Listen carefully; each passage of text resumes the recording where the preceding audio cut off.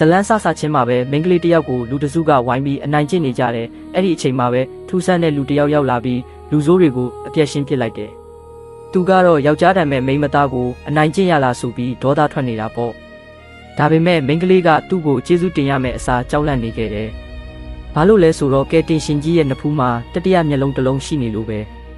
နတ်ဖျားလားမိစ္ဆာလားဆိုပြီးထိတ်လန့်နေတဲ့မိန်းကလေးကိုသူကတေချာရှင်းပြလိုက်တယ်သူကတာမန်လူတယောက်ပါဒီမျက်လုံးကတိုင်းကျင့်စဉ်ရဲ့ဘေးထွက်ဆိုးကျိုးကြောင့်ထွက်လာတာပါလို့ပြောပြလိုက်တယ်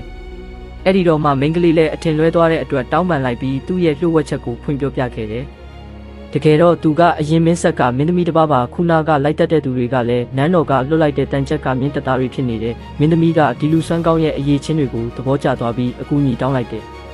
ကျမကိုကူညီပြီးတိုင်းပြည်ကိုကယ်တင်ပေးပါကျမသာဧကရေဖြစ်လာရင်ရှင်ကိုဧကရေရဲ့ခင်မွန်းအဖြစ်တင်မြောက်ပါမယ်ဆိုပြီးကန့်လန့်လိုက်တဲ့အမြဲတမ်းမိစ္ဆာတကောင်လိုအဆက်ဆံခံခဲ့ရတဲ့သူ့အတွက်တော့ဒါဟာပထမဆုံးအယုံကြည်ခံရတာပဲလေဒါကြောင့်မင်းသမီးအတွက်ရောပြည်သူတွေအတွက်ပါအသက်ပေးပြီးကူညီမယ်လို့ကတိပေးလိုက်တယ်ဒါပေမဲ့သူတို့ရဲ့ခရီးစဉ်ကမလွယ်ကူပါဘူးရီချန်ဆိုတဲ့မျိုးလေးတစ်မျိုးရန်သူတွေလက်ချက်နဲ့ရဲရဲဆက်ဆက်ဖျက်ဆီးခံလိုက်ရတယ်ဆိုတဲ့သတင်းဆိုးကိုကြားလိုက်ရတယ်အဲ့ဒီကိုရောက်သွားတဲ့အခါမှာတော့တွေးအေးရဲဆက်လုံးနဲ့မြင်ကွင်းတွေကိုတွေးလိုက်ရတယ်ရန်သူတွေကလည်းအောင်ပွဲခံပြီးရေမောနေကြတာပေါ့အဲ့ဒီအချိန်မှာပဲရန်သူတက်ထဲကနေလင်းဟန်